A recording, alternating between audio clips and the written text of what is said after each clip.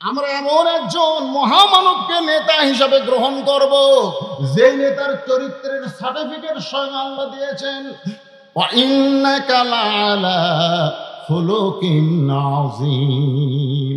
আমার নেতার চরিত্র ফুলের চাইতেও পবিত্র, বিশ্ব নবীর চরিত্র তার চাইতে পবিত্র। তাহলে আমার নবীর চরিত্র, সবাই বলবেন, সবাই বলবেন, রবিউল আউয়াল মাস বুঝতেছেন না? হ্যাঁ, নবীর আসার মাস আবার যাওয়ার মাস। আমার নবীর চরিত্র আল্লাহ কোরআন কারীম দিয়ে চরিত্রের বর্ণনা করেছেন। আল্লাহর 99 নামের মধ্যে একটা নাম হলো আজিম। সে আজিম নামটা নবীর চরিত্রের মধ্যে আল্লাহ ঢুকাই দিয়েছেন। এমন চরিত্রবান একজন মানুষকে আমাদের নেতা হিসাবে, আদর্শ হিসাবে গ্রহণ করার দরকার আছে না নাই? কম্বল দিয়ে ঢাকা দাও, আল্লাহ রাসূল বলতেছে খাদিজাকে কম্বল দিয়ে ঢাকা দাও। খাদিজা কয় গাও ঘামে জুব্বা ভিজে গেছে, আর এই সময় কম্বল দিয়ে ঢাকার কারণ কি? বলে ঢাকা দাও। মা খাদিজা রাসূলকে ঢেকে দিয়া বললেন, আপনি নিরাশ হবেন না, আপনি অস্থির হবেন না, কারণ আল্লাহ আপনাকে যেটা দিয়েছে স্বয়ং কোরআন দেয় নাই, আল্লাহ তাআলাও আপনার সঙ্গে রয়েছে। অহুয়া মাকুম আইনা মা কুনতুম। আপনি থাকবেন যেখানে, আল্লাহর সাহায্য, আল্লাহর মদত থাকবে সেখানে। জোরে কোন সুবহানাল্লাহ। বিসমিল্লাহির রহমানির রহিম। ইন্নাল্লাহা ওয়া মালাইকাতাহু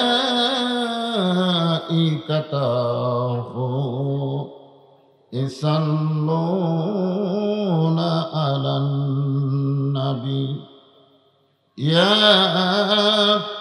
আইয়ুহাল্লাযীনা আমানু সাল্লু আলাইহি ওয়া সাল্লিমু তাসলিমা। আল্লাহুম্মা সাল্লি আলা মুহাম্মাদ ওয়া আলা আলি মুহাম্মাদ কামা সাল্লাইতা আলা ইব্রাহিম ওয়া আলা আলি ইব্রাহিম ইন্নাকা হামিদুম মাজিদ। আল্লাহুম্মা বারিক আলা মুহাম্মাদিন ওয়া আলা আলি মুহাম্মাদ কামা বারাকতা আলা ইব্রাহিম ওয়া আলা আলি ইব্রাহিম ইন্নাকা হামিদুম মাজিদ। মশরকে হুব্বে মুহাম্মদ, সকলে বলেন সাল্লাল্লাহু আলাইহি ওয়াসাল্লাম। मतलाए दीवाने माँ, मतलाए खुर्शीद इश्क़ास, सीनाए सुजाने माँ बलागल उला बिकमालिही कशफ़त दुजा बिजमालिही हसनत जमीओ खिसालिही सल्लो अलैहि व आलिहि अल्लाहुम्मा आमीन। জান্নাতের বাগান থেকে জান্নাতি মানুষদেরকে নিয়ে আমি গুনাহগার তোমার রহমতের দরজায় দুখানা হাত তুলেছি। আল্লাহ, হাসরের ময়দানে জব্বার আর কাহার নামে রূপ নিয়া তুমি যখন বিচার শুরু করবে, তোমার সামনে দাঁড়ায়া সমস্ত নবীরা নাফসি নাফসি বলে কাঁদতে থাকবে। এমন কঠিন অবস্থা হাসরে হবে, সেদিন সমস্ত নবী তার উম্মতকে ভুলে যাবে, শুধু বলবে আল্লাহ আমার কি হবে, আমার কি হবে। একমাত্র দরদি নবী শাফাতের খান্ডারি ইয়া রব্বি হাবলি উম্মতি বলে সেজদায় পড়ে যায়। সেই কঠিন মুসিবতের সময় আজকের এই মাহফিলকে ওসিলা করে আমাদের সবাইকে রাসূলের উম্মতের কাতারে আল্লাহ কবুল করে নিও। সুবহান রাব্বিকা রাব্বিল ইজ্জাতি আম্মা ইয়াসিফুন ওয়া সালামুন আলাল মুরসালিন আলহামদুলিল্লাহি রাব্বিল আলামিন। লা ইলাহা ইল্লাল্লাহ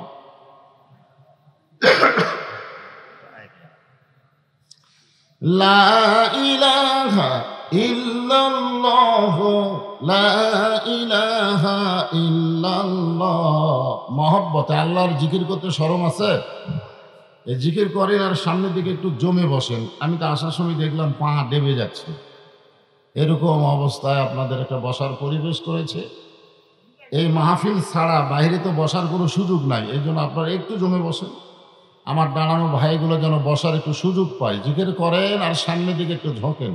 লা ইলাহা ইল্লাল্লাহ লা ইলাহা ইল্লাল্লাহ লা ইলাহা ইল্লাল্লাহ লা ইলাহা ইল্লাল্লাহ লা ইলাহা ইল্লাল্লাহ লা ইলাহা। চাঁদ সূরজ আর গ্রহ তারা আল্লাহ নামের পাগল পারা। চাঁদ সূরজ আর গ্রহ তারা আল্লাহ নামের পাগল পারা। আমার আল্লাহ নামের এতই দয়া, আল্লাহ নামের এতই মায়া, লুকিয়ে রাখছেন হে আল্লাহ জোরে লা ইলাহা ইল্লাল্লাহ। এতগুলো পুরুষ মানুষ, মেয়ে মানুষ, আমার এলাকার দুই দল মানুষ আসতে কথা কয় আমার কাহালুতে। একদল হলো মেয়ে মানুষ, জোরে কথা বললে পর্দার খেলাপ হয়। আর একদল হলো চোর, জোরে কথা বললে ধরা পড়ার ভয়। আমার সামনে যারা বসে আছে মেয়ে মানুষ, আপনারা কি চোর? তাহলে জবান খুলে একটু জিকির করেন লা ইলাহা।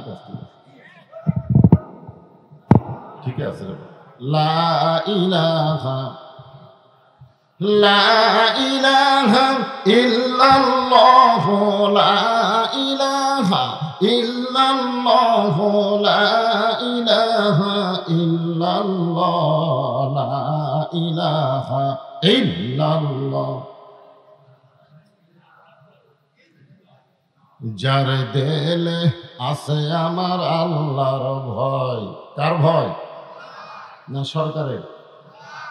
এই জন্য জবান খুলে যার দেলে আছে আল্লাহর ভয়।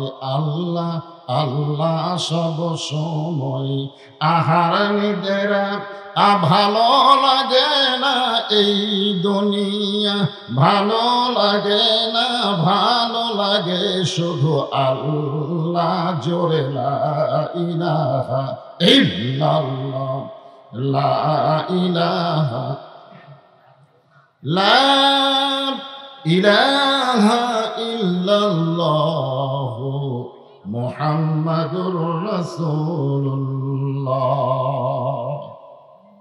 রাসূলের মহব্বতে জবান খুলে সমস্বরে সকলে বলবো সাল্লাল্লাহু আলাইহি ওয়াসাল্লাম। কয়াপাড়া জামে মসজিদ কমিটি কর্তৃক আয়োজিত আজকের এই তাফসীরুল কোরআন মাহফিল ইসলামী জলসা, আল্লাহ তাআলা যেনাকে সম্মানিত সভাপতির আসনে কবুল করেছেন, আমি আমার অন্তরের অন্তঃস্থল থেকে আজকের এই মাহফিলের সম্মানিত সভাপতি, সম্মানিত সহসভাপতি, সকলকে অন্তরের অন্তঃস্থল থেকে শুভেচ্ছা জ্ঞাপন করছি। সম্মানিত প্রধান অতিথি, গণমানুষের জননেতা, সাবেক মন্ত্রী, বর্তমান এমপি জনাব মোহাম্মদ এমাজুদ্দিন প্রামাণিক, এছাড়াও সম্মানিত বিশেষ অতিথির তালিকায় যিনারা রয়েছেন, সকলকেই অন্তরের অন্তঃস্থল থেকে আমি শুভেচ্ছা জ্ঞাপন করছি। মাইকের সাউন্ড বাড়ান দরকার নাই, বরং যেটা আছে ঠিক আছে, পারলে একটু কমায় দেন। আজকের এই মাহফিলে সম্মানিত ওলামায়ে কেরাম, আপনাদের মাঝে মাঝে যে সমস্ত আলেম ওলামা বসে আছেন, মাগরিবের নামাজের পর থেকে আমি স্টেজে আসার আগ পর্যন্ত যিনারা কোরআন হাদিসের আলোকে অত্যন্ত গুরুত্বপূর্ণ আলোচনা করে আপনাদেরকে শোনালেন, বিশেষ করে আমার অত্যন্ত স্নেহের ভাতিজা মাওলানা শফিউল ইসলাম শফি গুরুত্বপূর্ণ আলোচনা সহ মসজিদের উন্নয়ন কল্পে আদায় করলেন।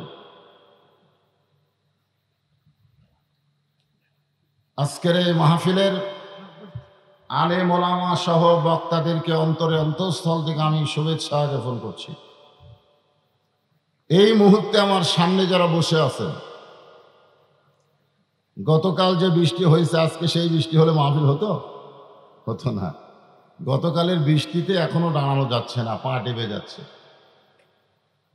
এইরকম পরিস্থিতিতে যে সকল আল্লাহর বান্দাদেরকে আল্লাহ তাআলা বাড়ি থেকে বের করে জান্নাতের বাগানে কবুল করেছেন, কিছুই বললেন না। বাড়ি থেকে বের করে এইটাকে বলা হয় বেহেশতের বাগান।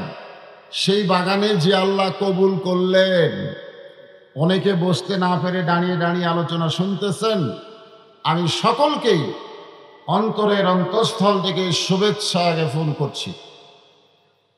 সম্মানিত মা বোনেরা, অনেক মা বোনেরা আজকে এসেছেন, অনেক মা বোন।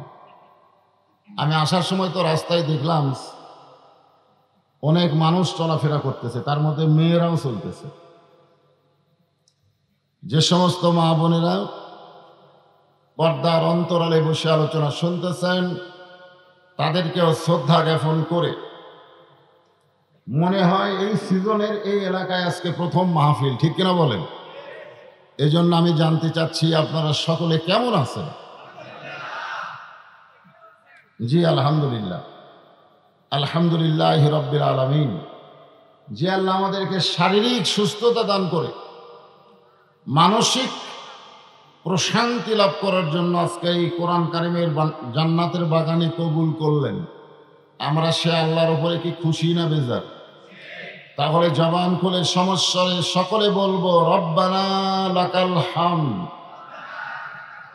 হামদান কাসীরান তাইয়িবান মুবারাকান ফীহি। আমরা প্রশংসা করলাম কার? কেন প্রশংসা করলাম? যে আমরা সুস্থ আছি। শুধু সুস্থ নাই, আমরা রুহের জগতে, এই দুনিয়াতে আসার আগে যে আর একটা জগৎ ছিল, সে জগৎ সম্পর্কে আপনারা জানেন? জানেন না। কিন্তু আমরা যে একটা জগতে ছিলাম, এটা কি ঠিক? মনে নাই, মনে নাই, কিন্তু বিশ্বাস আছে।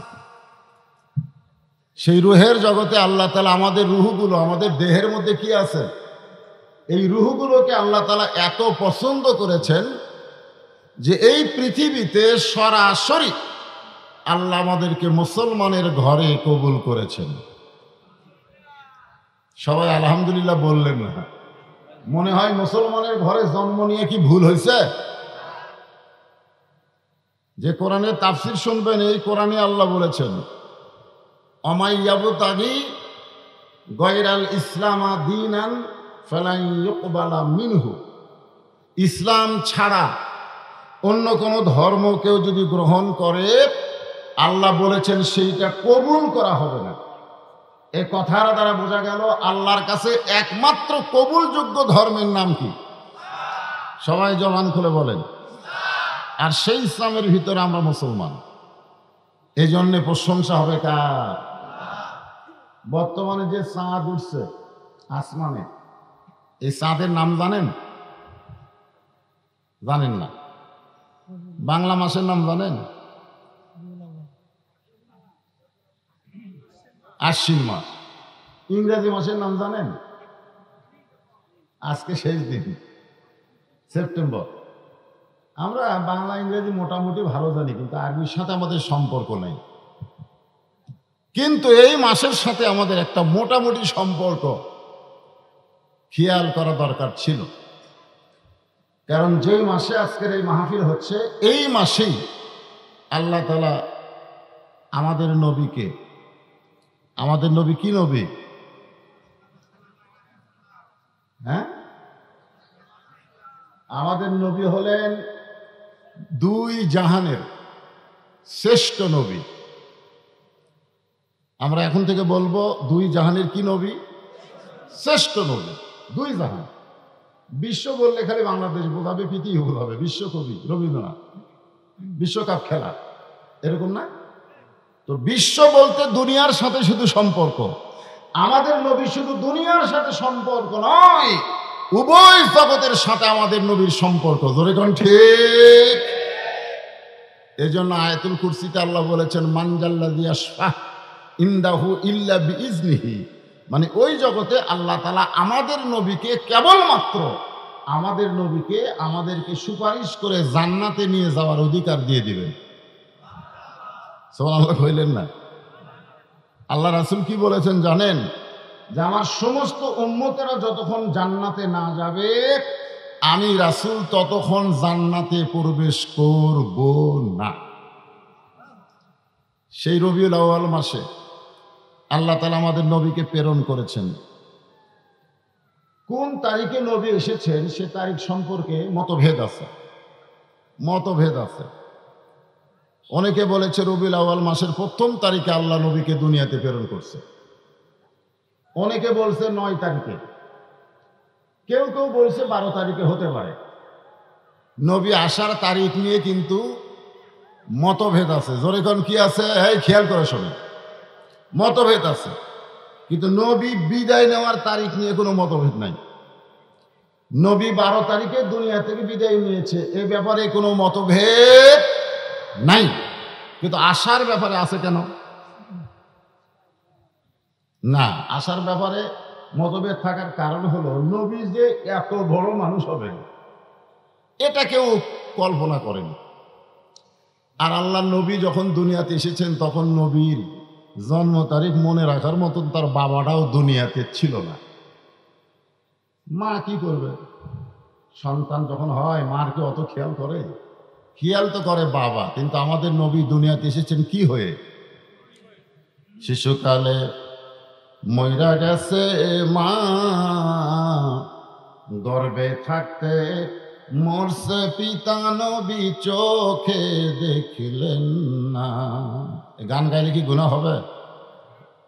এটা কি সাদা কালা গান? সাদা কালা? আমাদের বাংলাদেশে আমরা যে কি রে ভাই, কোরআনের মাহফিল হয় আর যুবকগুলো রাস্তায় ঘোরে। এই যুবকগুলো কি হয়ে গেল? কিছুদিন আগে একটা গান বাজছিল, সাদা সাদা কালা কালা। সেই গান নিয়ে হাইরে জ্বালা। যে গান সারা জীবন কেউ কইলে পাপ ছাড়া কোনো সওয়াব হবে না। আর যেইটা আমি বলতেছি এটা বললে আল্লাহ খুশি হবে, রাসূল খুশি হবে, কোরআনের সাথে গানটা মিলে যাবে। আলাম ইয়াজিদিকা ইয়াতীমান ফাআওয়া। তাহলে বলেন, শিশুকালে মইরা গেছে মা, গর্ভে থাকতে মরছে পিতা, নবী চোখে দেখলেন না। কে করিবে লালন পালন, কে দিবে সান্ত্বনা, এই দুনিয়ার বড় এতিম নবী ছিলেন একজনা। আমরা সেই নবীর উম্মত, খুশি না বেজার? আল্লাহ কোরআন কারীম ইরশাদ করেছেন, কুল, খুব খেয়াল করে শুনবেন, কুল, হে রাসূল আপনি বলেন, ইন কুনতুম তুহিব্বুনাল্লাহ ফাত্তাবিউনি ইউহিব্বুকুমুল্লাহ।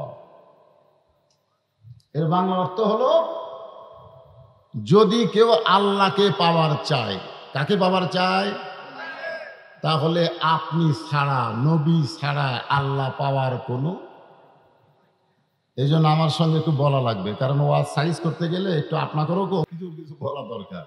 আমার সঙ্গে একটু বলবেন, উপায় নাই রে, উপায় নাই রে, উপায় নাই, নবী বিনে আল্লাহ পাওয়ার উপায় নাই। সবাই বলে না, এই যুবকেরা গলা ছাড়া বলো, গুনাহ হবে না, সওয়াব হবে। উপায় নাই রে, উপায় নাই রে, উপায় নাই, নবী বিনে আল্লাহ পাওয়ার উপায় নাই। আমরা এই রবিউল আউয়াল মাসে নবী নিয়ে যে ফিতনা ফাসাদ আমাদের দেশে চলতেছে, এ ব্যাপারে কিছু আলোচনা করার পরেই আমি আপনাদের সামনে আল্লাহর কোরআন থেকে বিষয়ভিত্তিক আলোচনায় চলে আসবো ইনশাআল্লাহ। কারণ প্রথম মাহফিল, ঠিক কিনা বলেন? হ্যাঁ, একটু মনোযোগ দিবেন। তাও মাহফিলটা পাইছেন আপনারা নবী আসার মাসে, খুশি না বেজার? এই নবী দুনিয়াতে আসা যখন এসেছিলেন তখন অবস্থাটা কি ছিল? 2012 সালে আমি তায়েফে গেছিলাম। তায়েফে, ওই তায়েফে আল্লাহ রাসূলের দুধ মা হালিমার বাড়ি, যিনি আল্লাহ রাসূলকে দুধ পান করে লালন পালন করছে, সেই হালিমার বাড়ি কোথায়? তায়েফে। সে বাড়িটা এখনো আছে, সেই বাড়িটা এখনো আছে, তবে বাড়িটাকে মসজিদ বানাইছে। ওই বাড়ির কোনো পরিবর্তন করে নাই। ওই হালিমার সময় যে বাড়ি ছিল ঠিক একই অবস্থায় ওই বাড়িটা রয়েছে। ওই বাড়িটার দরজায় আরবিতে কিছু কথা লেখা আছে, আরবি দিয়ে কিছু কথা লেখা আছে। সেই কথার মধ্যে একটা কথা হলো, আমি হালিমাতুস সাদিয়া একজন হতভাগ্য দরিদ্র মেয়ে ছিলাম, কিন্তু রাসূলের ওসিলায় ওই পাক আমাকে সব কিছু দিয়েছে। জোরে কোন সুবহানাল্লাহ। যখন হালিমাতুস সাদিয়া নবীকে গ্রহণ করেছিলেন তখন কি আমাদের নবী নবী ছিল? নবী ছিল না। যে নবীকে পাথর মারছে আবুল আহাব, দাসী যখন গিয়ে বলল আবুল আহাবকে যে আপনার একটা সুন্দর ভাতিজা হয়েছে, বলার সাথে সাথে আবুল আহাব বলল আমি তোকে আজাদ করে দিলাম। মানে খুশির চোটে তার ভাতিজা হয়েছে এই খবর শুনে একটা দাসীকে মুক্ত করে দিল। তাহলে বোঝা গেল নবী যখন দুনিয়াতে এসেছে তখন সবাই খুশি না বেজার? যখন খুশি না বেজার? এমনকি আবুল আহাব পর্যন্ত খুশি। অথচ সে আবুল আহাব সম্পর্কে একটা সূরায় আছে, কোরআনে আছে না নাই? তাব্বাত ইয়াদা আবি লাহাবিও ওয়া তাব ওয়া তাব। তো আমরা বাংলাদেশে এই যে 12ই রবিউল আউয়ালকে কেন্দ্র করে আমাদের বর্তমান সরকার যিনি ক্ষমতায় আছে তিনি একটা দিবস ঘোষণা করেছে, ঈদে মিলাদুন নবী। ঈদ মানে কি? আনন্দ। 12 তারিখে নবী কি দুনিয়াতে এসেছে না বিদায় নিছে? এ কথা কান, এসেছে না বিদায় নিছে? কারণ আসার ব্যাপারে তারিখের সন্দেহ আছে, কিন্তু বিদায়ের ব্যাপারে কোনো তারিখের সন্দেহ নাই। কারণ যখন নবী বিদায় নিয়েছে তখন নবীর 1.5 লক্ষ সাহাবী ছিল। জোরে বলেন কত লক্ষ? 1.5 লক্ষ সাহাবী দুনিয়াতে ছিল। নবী কখন বিদায় নিয়েছে, কয় তারিখে বিদায় নিয়েছে এর একটা ইতিহাস আছে। কিন্তু নবী যখন দুনিয়াতে এসেছে তখন তার বাপই নাই, এই জন্য আসার তারিখ নির্ধারণ হয়নি, যাওয়ার তারিখ ঠিক আছে। তো বিদায় নেওয়ার দিনে মুসলমানেরা কোনোদিন ঈদে মিলাদুন নবী পালন করতে পারে না, আনন্দের দিন ঘোষণা করতে পারে না। জোরে কোন কথা ঠিক কিনা? কিন্তু আমাদের বাংলাদেশে সিধা হয় না উল্টা হয়? উল্টা হয়।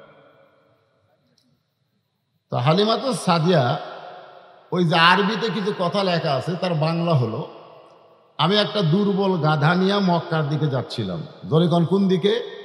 মক্কার দিকে যাচ্ছিলাম। কারণ সেই সময় কুরাইশ বংশের নিয়ম ছিল তাদের সন্তানদেরকে তাদের মায়েরা দুধ পান করাতো না। তাদের সন্তানদেরকে তাদের মায়েরা কি করাতো না? সেই সময় কোরাইশ বংশ ছিল সবচাইতে উচ্চ বংশ। জন্য আমি ধনী ঘরের একটা সন্তানকে নেওয়ার জন্যে আমি দরিদ্র হালিমাতুস সাদিয়া যখন মক্কার দিকে রওনা দিলাম, রাস্তার মাঝখানেই মেয়েরা বলতেছে আর মক্কায় গিয়া লাভ নাই, কারণ ধনী ঘরের সব সন্তান আমরা নিয়েছি, একটা এতিম সন্তান পড়ে পড়ে কাঁদতেছে যে জন্মের আগে বাপ হারাইছে। হালিমাতুস সাদিয়া বলেন, রাস্তার মধ্যেই খবর শোনার সঙ্গে সঙ্গে আমার মনে বড় কষ্ট হলো। অভাব নিয়ে মক্কার দিকে রওনা দিলাম, আর রাস্তার মধ্যে জানতে পারলাম ধনী ঘরের সব সন্তান শেষ, যেটা আছে সেটা হলো এতিম, জন্মের আগে বাবা মারা গেছে। তাহলে সেই সন্তানকে নিয়ে তো আমার কোনো লাভ হবে না। কোনো লাভ হবে? হালিমাতুস সাদিয়া গাধাকে বলতেছে, গাধা রে চল ফিরে যাই বনি সাদ গোত্রে, আবার তাইফে ফিরে যাব, আর মক্কায় যাব না। হালিমাতুস সাদিয়া বলে, আমি তাকায় দেখি গাধার দুইটা কান খরগোশের মতন খাড়া করেছে। আমি গাধাকে ফিরে যেতে বলি তাইফের দিকে, আর গাধা পাগলের মতন দৌড়াই মক্কার দিকে। বর্তমানে যেখানে কাবা ঘর, যারা হজ করেছেন তারা রাসূলের বাড়ি দেখছেন, যে ঘরে রাসূল জন্ম নিয়েছে সেই ঘর হলো কাবা থেকে, আল্লাহর কাবা ঘর থেকে মাত্র 300 মিটার, 300 মিটার পূর্ব দিকে। ধরে কোন কত মিটার? 300 মিটার পূর্ব দিকে হলো ঘরে জন্ম নিয়েছে সেই ঘর। এখনো সৌদি সরকার রাইখা দিয়েছে, তবে ঘরকে বানাইছে লাইব্রেরি। ধরে কোন কি বানাইছে? লাইব্রেরি। তো এই যে কাবার কাছে এসে হালিমাতুস সাদিয়া বলে, আমার গাধা ঘুরমি খেয়ে পড়ে গেল, কাবা ঘরের কাছে গাধা পড়ে গেল। মানে এই যে দৌড়াইছে, দৌড়ানোর কারণে দুর্বল পড়ে গেছে। ইতিমধ্যে এক মুরব্বী আমাকে লক্ষ্য করে বলতেছে, মা অনেক মেয়েরা এসেছিল কিন্তু আমার এতিম নাতিরে কেউ দেখলো না। আমার এতিম নাতিকে নেওয়া তো দূরের কথা, এক নজর তারা দেখলো না। তুমি যখন সবার পরে আইছো, তুমি কি একটাবার আমার এতিম নাতিরে দেখতে চাও? হালিমাতুস সাদিয়া বলে, মুরব্বী কারো সন্তানকে দেখার জন্য আমি আসি নাই, আমি এসেছি ধনী ঘরের সন্তান নেব, বিনিময়ে অনেক হাদিয়া পাব। আমি কি সেই তায়েফ থেকে, মক্কা থেকে 70 কিলো দূরে তায়েফ, সেই তায়েফ থেকে কি আমি কারো সন্তান দেখার জন্য আইছি? আপনারা কোন দেখার জন্য না নেওয়ার জন্য? ধনী ঘরের সন্তান নেওয়ার জন্য আইছি। আর আপনি মুরব্বী কোন একটাবার দেখে যান। হালিমাতুস সাদিয়া বলে, এই মুরব্বীর কথা আমি রাখতে গিয়া ঘরের মধ্যে ঢুকে কেবলমাত্র সন্তানের দিকে তাকাইছি। যেই মাত্র তাকাইছি, সন্তানের চেহারা দেখার সঙ্গে সঙ্গে আমার গোটা কলিজা ভরা সন্তানের মহব্বত। 400 গ্রহ তারা, তারি নূরের ইশারা, নইলে যে অন্ধকারে ডুবিত এই ধরনী। সবাই বলেন নবী মোর পরশমণি, নবী মোর সোনার খনি, নবী নাম ভাবে যেজন সেই তো দোজা হানের ধ্বনি। হালিমাতুস সাদিয়া বলে, এত সুন্দর সন্তানকে দেখার পরে আমি আর চুপ থাকতে পারলাম না।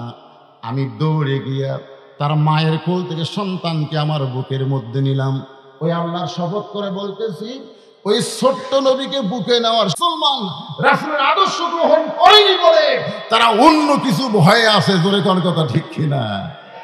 রাসূলের সৈনিক হন, দুনিয়ার কোনো কিছুর ভয় আপনার কলিজার মধ্যে আল্লাহ দেবে না। এমন ভাবে চাপা ধরছে, এটা দেখে আমিনা বলতেছে, তুমি কে গো? অনেক মেয়েরাই ছিল আমার সন্তান ইতিম বলে ঘরের দিকে আসে নাই, আর তুমি ঘরের মধ্যে ঢুকে আমার সন্তানকে দেখে বুকে ধারণ করলা, তুমি কি আমার সন্তানকে নিবার চাও? হালিমাতুস সাদিয়া বলে, যেই সন্তানকে বুকের মধ্যে ধারণ করেছি এই সন্তানকে আর মাটিতে নামাতে চাই না। হালিমাতুস সাদিয়া ওই কথাগুলো আরবিতে লিখে রেখেছেন। আমি মক্কা থেকে নবীকে আমার ঘরে নিয়ে আসলাম। আসার পরে আমার যত অসহায়ত্ব ছিল, আমার যত কষ্ট ছিল, আল্লাহ সব কিছু দূর করে দিয়েছে। তখন কি নবী হয়েছে? না, নবী হয় নাই। তারপরেও ছোট্ট মানুষটাকে নেওয়ার কারণে হালিমাতুস সাদিয়া এত দয়া করেছে। আল্লাহ তাআলা হালিমাতুস সাদিয়ার কবর জিয়ারত করার তৌফিক আমাকে দিয়েছে। জান্নাতুল বাকির মধ্যে মা হালিমার কবর রয়েছে, বলেন সুবহানাল্লাহ। তা হালিমার কবরের পাশে দাঁড়িয়ে আমি বলেছিলাম, আল্লাহ, এ কত বড় সৌভাগ্যবান নারী যে আমার রাসূলকে স্তনের দুগ্ধ পান করাইছে। জোরে কোন সুবহানাল্লাহ। নবীজির পিতা আব্দুল্লাহ, নবীজির মাতা আমেনা, নবীজির দুধমা। আপনার সবাই খালি নামটা মুখস্থ করার জন্য আমি এই গজলটা শুরু করলাম। আমি যেই বলবো নবীজির দুধমা, জবান খুলে বলবেন হালিমা, বলতে পারবেন না? নবীজির দুধমা, নবীজির রওজা। মাশাআল্লাহ। এখন আসেন, রবিউল আউয়াল চাঁদে আমরা নবীকে কিভাবে গ্রহণ করব, কিভাবে গ্রহণ করা দরকার। আল্লাহ তাআলা পবিত্র কালামুল্লাহ শরীফে বহু জায়গায় এই ঘোষণাগুলো করেছেন। সব জায়গা থেকে আলোচনা করা যাবে না। এই ফাঁকে আমাকে এক ভাই বলেছে, হুজুর, খুব কষ্ট করে অনেক মেয়েরা এসেছে, আপনি যে ওয়াজই করেন মেয়েদেরকে মাইনাস করে ওয়াজ করা যাবে না। আমার আগে আমার বাপজান মা বোনদের কিছু ওয়াজ করছেন? কিছুই করে নাই। ওরা যে বসে আছে ওদের জন্য তো কিছু ওয়াজ করা দরকার, ঠিক কিনা কন?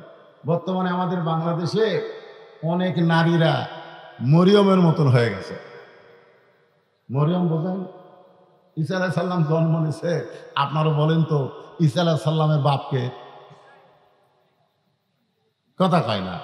বাপ আছে? আজকে আমাদের বাংলাদেশে অনেক মেয়েরা বাপ ছাড়াই সন্তান জন্ম দিচ্ছে। তোর কথা ঠিক কিনা? আসলে ওদের বাপকে খোঁজা বার করা দরকার। গত কয়েকদিন আগে একটা জন্ম হয়েছে, সিনেমার নায়িকা বুবলি, ও সন্তান জন্ম দিছে, এখন সবাই চিন্তা করতেছে আর বাপকে। দিন দিন আমাদের মায়েরা স্বাধীনতা যাচ্ছে, পোশাকের স্বাধীনতা, ইচ্ছা মতো তারা পোশাক পরবে। আমার মা বোনদের কথা কোরআনে আছে না নাই? জোরে কোন আছে না নাই? আল্লাহ তাআলা পবিত্র কালামুল্লাহ শরীফে ইরশাদ করেন, ওয়াকরনা ফি বুয়ুতিকুন্না ওয়ালা তাবাররাজনা তাবাররুজাল জাহিলিয়াতিল উলা। আমি আজকে নবীর জীবন থেকে আপনাদেরকে আলোচনা শোনাবো, নবীর আদর্শ থেকে। শুনতে রাজি আছেন? কিন্তু সামান্য কিছু সময় আমি মা বোনদের জন্য একটু ওয়াজ করি, সামান্য। ওরা আবার ধৈর্য কম, ও সন্ধ্যার থেকে বসে আছে, একটা বক্তা মা বোনদের ওয়াজ করেনি। আমিও যদি আবার না করি, ওরা হয়তো এই সজাই, আমাকে পক্ষে এক বক্তাও নাই রে। আমার মায়েরা বোনেরা, আপনারাই হলেন তো আসল। আল্লাহ রাসূল বলেছেন, দুনিয়ার সমস্ত দামি সম্পদের মধ্যে সবচাইতে উত্তম সম্পদ হলো ইমরাহাতুস সালেহা, একজন নেককারিনী নারী। জোরে কোন সুবহানাল্লাহ। তা আমার মায়েরা যদি ভালো হয়ে যায়, মায়ের পেট থেকে সন্তানগুলো কি হবে? ভালো হবে। আজকে যে সন্তানগুলো কোরআনের মাহফিলে বসে আছে, বিশ্বাস করেন এই সন্তানের মাগুলো ভালো, ভালো মায়ের সন্তান হিসাবেই তারা এই জান্নাতের বাগানে চান্স পেয়েছে। জোরে কোন সুবহানাল্লাহ। আর যে সন্তানগুলো রাস্তাঘাটে ঘোরাফেরা করতেছে, ওরা যখন মায়ের পেটে ছিল না, মা তখন পেটত নিয়ে গোটা পাড়া ঘুরিছে। ওরা মায়ের পেটের মধ্যেই ঘোরণে ব্যারাম পাচ্ছে। জোরে কোন কথা ঠিক কিনা? এরা এরা এই সাইডেও আসবে না, খালি মেলার মধ্যে ঘুরবে আর কাবাব খাবে, চাপ খাবে। আমি তো শুনলাম রসুনের চাপ আছে, চাপ খুঁজতেছে চাপ। আরে পাগলেরা, কবরের চাপ যদি খাবার না চাও তাহলে জান্নাতের বাগানে একটু সময় দাও। জোরে কোন কথা ঠিক? আমার মায়েদের জন্য সামান্য একটা ওয়াজ করি। এটা হচ্ছে মদিনায় আল্লাহ রাসূল ঘরের মধ্যে বসে আছেন। ইতিমধ্যে ফাতেমা নবীর মেয়ে ঘরের মধ্যে ঢুকছে। যেই ঘরের মধ্যে ঢুকছে, নবী মুস্কি মুস্কি হাসতেছে। আপনারা বলেন তো, বাবা ঘরের মধ্যে বসে আছে আর মেয়ে যদি ঢোকে আর বাপ যদি হাসে, তাহলে মেয়েদের শরম কম না বেশি? আপনাকে এলাকার মেয়ের শরম কম না বেশি? কম। মেয়েদের শরম খুবই বেশি। আমি এটা বোঝার কারণ হলো আল্লাহ আমাকে 3টা মেয়ে দিছে, 3টা মেয়ে দিছে। আমি বুঝবার পারছি তো যে মেয়েদের শরম কেমন। আমার 3টা মেয়ের কোনো মেয়ে আজ পর্যন্ত আমার কাছে নির্দিষ্ট অঙ্কের টাকা চায়নি। যখন কোনো কিছু দরকার তখন ঘরের মধ্যে এসে ঘুরঘুর করে ঘরে। আমি জিজ্ঞাসা করি, মা কিছু লাগবে? যদি আপনি বোঝেন। আমার কাছে যদি আপনি বোঝেন। আমি পকেট থেকে বের করে 200 টাকা দিলাম, ওখানে ঘুরতেছে। আমি বললাম, মা আর লাগবে? যদি দেন। তো আবার 100 টাকা দিলাম। আমি যেই বললাম, মা আর কি তোমার লাগবে, তখন বলে আলহামদুলিল্লাহ। কেমন লাগলো? আমার তো বড় ভাইয়ের ছেলেও আছে, মেয়ে আছে। ওরে একদিন জিজ্ঞেস করলাম, কে ভাই, তোর ছেলে যখন তোর কাছে টাকা চায় কিভাবে চায়? তা আমার বড় ভাই বলতেছে, শালার লাগবে 106,000। এমন রাগ হয়ে গেছে, ছেলে বলতেছে শালা লাগবে 106,000। আমি সেদিন বুঝলাম নারীদের শরম আছে, পুরুষদের শরম কম। জোরে কোন কথা ঠিক? আমার সম্মানিত মায়েরা শোনেন, ঘরের ভিতরে নবী যখন মুচকি মুচকি হাসে, মা ফাতেমা তখন বলে, বাবা আমাকে দেখে হাসার কারণ কি? আল্লাহ রাসূল বললেন, মা একটা খবর তোমাকে অনেক দিন হলে দিবার চাই, কিন্তু খবরটা দেই না। ফাতেমা বলে, বাবা কি খবর? বলে, খবরটা হলো আল্লাহ তোমাকে তোমার আমল আখলাক দেখে খাতুনে জান্নাত ডিগ্রি দিয়েছে। আল্লাহ তোমাকে দেখে তোমার আমল আখলাক দেখে কি ডিগ্রি? কি ডিগ্রি? খাতুনে জান্নাত, মানে জান্নাতি নারীদের নেত্রী, জান্নাতি নারীদের নেত্রী ডিগ্রি দিয়েছে। এই খবর শোনার সঙ্গে সঙ্গে ফাতেমা আলহামদুলিল্লাহ আল্লাহর শুকর আদায় করে মুচকি মুচকি হাসতেছে। আল্লাহ রাসূল বলে, ফাতেমা তুমি আবার হাসতেছো কেন? ফাতেমা বলে, বাবা আল্লাহ আমাকে এত বড় ডিগ্রি দিয়েছে, তার শুকরিয়া তান আমার জবান থেকে একটু আনন্দ প্রকাশ পায়। জোরে কোন সুবহানাল্লাহ। রাসূল বললেন, ফাতেমা আল্লাহ তোমাকে খাতুনে জান্নাত ডিগ্রি দিলে কি হবে মা? তুমি জান্নাতি নারীদের নেত্রী হলে কি হবে? আল্লাহ তাআলা তোমার আগে একজন নারীকে কিন্তু জান্নাত দিবে। যেই বলছে, আপনারা তো সুবহানাল্লাহ করলেন, আপনারা ওয়াজের তালত পড়া সুবহানাল্লাহ করছেন, কিন্তু যেই নবী বলেছে আল্লাহ তোমার আগে একজন নারীকে জান্নাত দিবে, তখন ফাতেমার সুবহানাল্লাহ হয় না। রাসূল বলে, ফাতেমা তোমার কি মন খারাপ? বলে, মন খারাপ হওয়ার কারণ হলো আল্লাহ আমাকে খাতুনে জান্নাত ডিগ্রি দিল, আর আমার আগে একটা মেয়েকে জান্নাত দিবে। কোন আমলের কারণে ওই মেয়েটা আমার আগে জান্নাতে যাবে, এটা না বলা পর্যন্ত আমার মনে আর কোনো আনন্দ নাই। আজকে যে মায়েরা পর্দার অন্তরালে বসে আছেন, ফাতেমা কিন্তু জান্নাতি নারীদের নেত্রী, কিন্তু তার আগে একটা মেয়েকে আল্লাহ জান্নাত দিবে। আমল করার কারণে, কোন আমলের কারণে? এই আমলটা পুরুষ মানুষের জন্য শোনা দরকার না হলেও নারীদের জন্য শোনা দরকার আছে না নাই? জোরে করে আছে না না? আপনারা চুপটি করে বসে থাকেন। আজকে সে আমলের কথা আপনাকে বলবো, আপনারা ফাতেমার আগে জান্নাতে যাবেন। সুবহানাল্লাহ। আমার মায়েরা বড় কষ্ট করে বসে আছে, এই জন্য কথাটা বললাম। এখন আসেন, আল্লাহ বললেন, হে রাসূল আপনি বলেন, ইন কুনতুম তুহিব্বুনাল্লাহ ফাত্তাবিউনি ইউহিব্বুকুমুল্লাহ। কেউ যদি আমি আল্লাহকে পাবার চায়, তাহলে আপনাকে ইত্তেবা করা ছাড়া, ইত্তেবা মানে কি? অনুসরণ। আবার এই আয়াতের কিন্তু অনেকে তাফসীর করে, কেউ যদি আল্লাহকে পাবার চাও, রাসূলকে বেশি বেশি মহব্বত করো, রাসূলকে যত বেশি মহব্বত করবে আল্লাহ তোমাদের মহব্বত করবেন। এরকম তাফসীর করে না? এরকম তাফসীর করে। আচ্ছা আপনারা বলেন তো, আবু তালেব রাসূলের চাচা, রাসূলকে মহব্বত কম করছে না বেশি করছে? এরপরেও কি জান্নাতে যাবে? কেন যাবে না? কারণ রাসূলকে মহব্বত করেছে, কিন্তু রাসূলকে ইত্তেবা করে নাই। জিনিসটা বুঝতে হবে, রাসূলকে শুধু মহব্বত করলে হবে না। আমি নবীরে ভালোবাসি, আমি নবীরে ভালোবাসি, কেমনে যাব মদিনায়, তাকায় দেখে প্রত্যেক দিন সকাল বেলা দাড়ি কামাই। জোরে কথা ঠিক না? প্রত্যেক দিন সকালে গেলে তেল তেলা হয়, কেমনে যাবে মদিনায়? কে রে তুই মদিনায় দেখি করবি? রাসূল তো তাকে গ্রহণ করা লাগবে। এখানে ইত্তেবা মানে রাসূলকে অনুসরণ করতে হবে, শুধু চেহারায় সুরতে অনুসরণ নয়, আমল আখলাকে রাসূলকে অনুসরণ করা লাগবে। জোরে করে কথা ঠিক? হ্যাঁ। আল্লাহ রাসূলের 40 বছর পর্যন্ত একটা শত্রু গোটা মক্কায় অনুবীক্ষণ যন্ত্র দিয়ে খুঁজে পাওয়া যায়নি। 39 বছর পর্যন্ত একটা শত্রু রাসূলের মক্কাত নাই।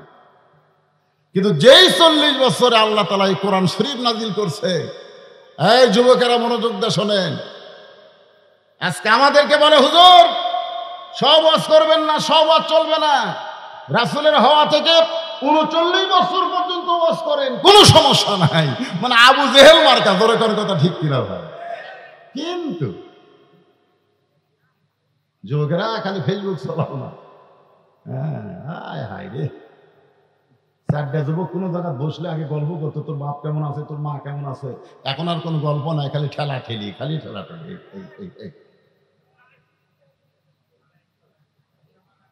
যে যুবকেরা ফেসবুক নিয়ে ইন্টারনেট নিয়ে ব্যস্ত হয়ে গেছে, সেই যুবকদেরকে কোরআনের পথে আনাটা খুবই কঠিন। ধরে কোন ঠিক? হ্যাঁ ভাই, যুবকেরা একটু মনোযোগ দিয়ে শোনো বাবা। তোমাদের এই যৌবন থাকবে না, এই যৌবন থাকবে না, এই যৌবনে ভাটি পড়বে। এই যৌবন একদিন চলে যাবে। এই যৌবনটাই আল্লাহর পছন্দ।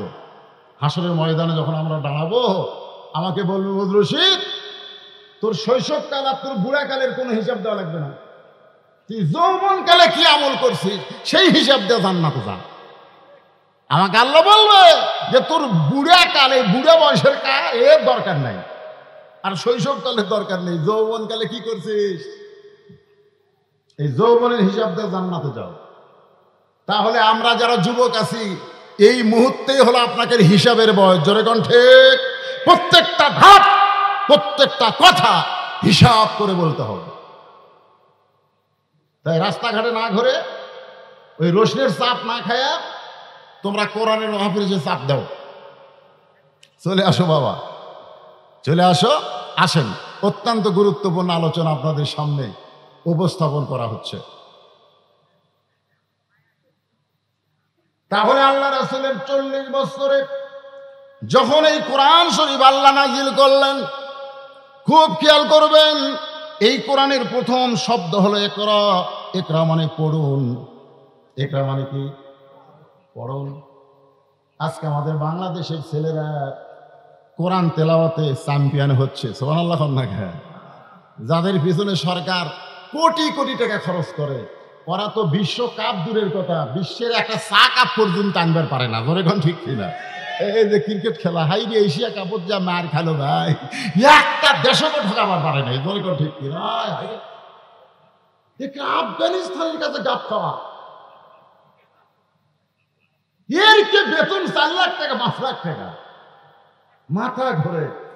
কতদিন আগে মেয়ে মানুষেরা, আমাকে মেয়েরা হাফ প্যান্ট পিন দেয়, ওই নেপালে ফুটবল খেলা নাকি জিতিছে। হাইরে বিমানবন্দরে গলাত মালা ভাই। আর আল্লাহর কোরআন, একটু মনোযোগ দিয়ে শোনো যুবকেরা। বিইসমি রাব্বিকাল্লাযী খালাক, খালাকাল ইনসানা মিন আলাক। একটু মনোযোগ দিয়ে শুনবেন। এই যে খালাকাল ইনসান, মানুষকে আল্লাহ সৃষ্টি করেছেন। এই মানুষ সৃষ্টি করার আগে আল্লাহ 3টা শপথ করছে। ধরে কোন কয়টা? দেখেন আমাদেরকে আল্লাহ কত ভালোবাসেন। মানুষ মানুষ পশু পক্ষী না হয়ে, জিন ফেরেশতা না হয়ে আল্লাহ যে আমাদেরকে মানুষ করছে, খুশি না বেজার? হ্যাঁ, দেখেন আল্লাহ শপথ করছে 3টা। 1 নম্বর শপথ হলো তিনের শপথ। 2 নম্বর শপথ হলো জাইতুন, জাইতুনের শপথ।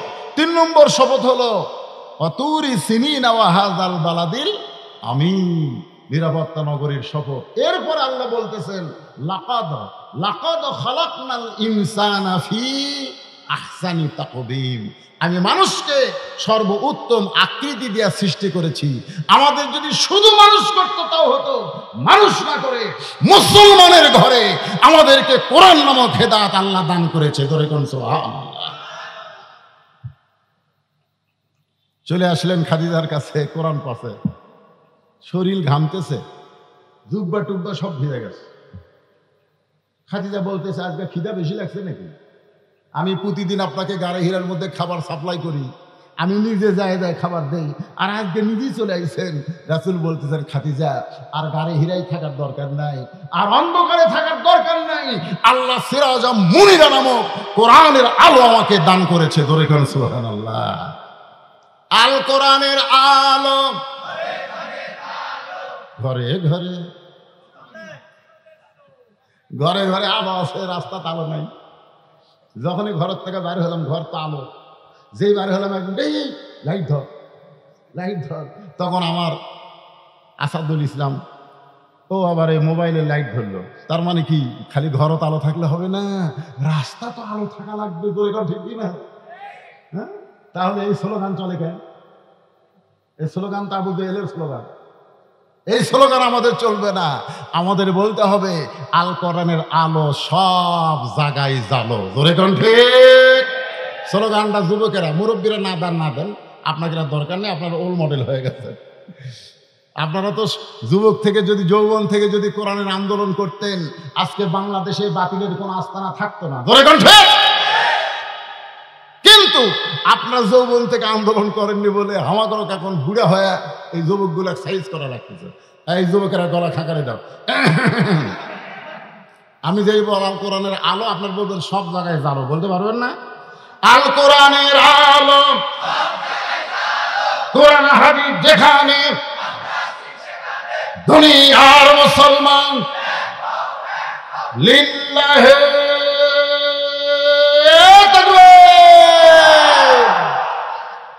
ঘড়ির দিকে তাকে দেখেন, রাত বাজতেছে কত?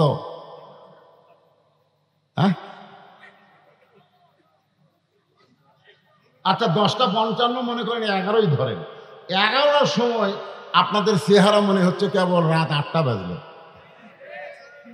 একটা স্লোগান দিলে যদি আমাদের রাতের ঘুম চলে যায়, সেই স্লোগান দিয়ে বাংলাদেশের বাতিল শক্তিকে ভারতে পাঠানো যাবে কি যাবে না? কিন্তু আমরা তো আগে মোবাইল করে, হুজুর থানা থেকে কিন্তু কল হচ্ছে। হ্যাঁ, আসেন আমি রাসূলের জীবনী নিয়ে আল্লাহর কোরআন থেকে আলোচনা করব, কারণ রাসূল মানি তো কোরআন। তোরে কোন ঠিক কিনা? রাসূল যখন দুনিয়া থেকে বিদায় নিলেন, ইতিমধ্যে কতগুলো মহিলা মা আয়েশার কাছে আইছে, এসে বলতেছে, উম্মাহাতুল মুমিনিন, আল্লাহ রাসূল সম্পর্কে আমরা একটু জানতে চাই। কে জানতে চায়? কিছু মহিলারা তো রাসূলের কাছে আসেনি। এখনকার পীরের কাছে কিন্তু মুরিদের বইরা যায়। মহিলা সাহাবীরা তো রাসূলের কাছে আসে নাই, বরং তার স্বামীরা ঈমান গ্রহণ করছে, আর সেই ঈমানের দায়িত্ব বাল্লিগু আননেওয়ালা আয়া তারা বিবিদের কাছে কলেমার দাওয়াত দিছে। সুবহানাল্লাহ। আর এখনকার ভণ্ডরা কি কয়, তুই মুরিদ হইছিস, তোর বউ হবি না? তো কয়, হুজুর বউ তো লাফাই হওয়ার জন্য। ওই তাহলে একদিন নিয়ে আয়। এরা সব মুরিদ কবে না, যারা জুয়ান তাকলা। তা জুয়ান তাকলা বউ নিয়ে গেছে যে হুজুর আমার বউটাও মুরিদ হবার চাই। তখন বলতে, তুই বাইরে থাক, তোর বউকে ভিতরে দে। ভিতরে দিয়ে দরজা বন্ধ করে মুরিদ দেয়। মুরিদ একজন নাউজুবিল্লাহ কার আগামীকাল কবেন আপনারা? হ্যাঁ, এরকম ভণ্ডামি আমাদের বাংলাদেশে আছে না নাই? হ্যাঁ, একটু মনোযোগ দিয়ে শুনবেন।